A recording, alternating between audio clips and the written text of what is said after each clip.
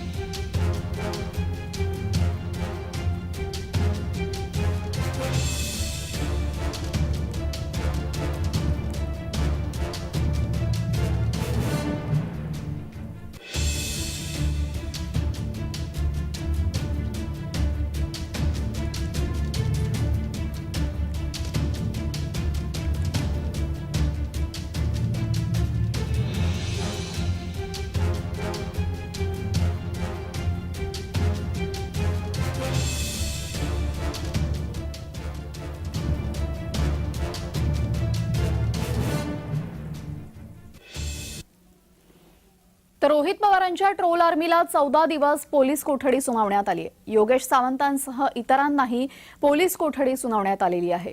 यावेळेस पोलीस कोठडी सुनावण्यात आलेल्या रोहित पवार यांच्या ट्रोल आर्मीला 14 दिवस पोलिसांच्या ताब्यात ठेवण्यात येईल, तर योगेश सावंतांसह इतरांना सुद्धा पोलीस कोठडीत ठेवण्यात येणार आहे।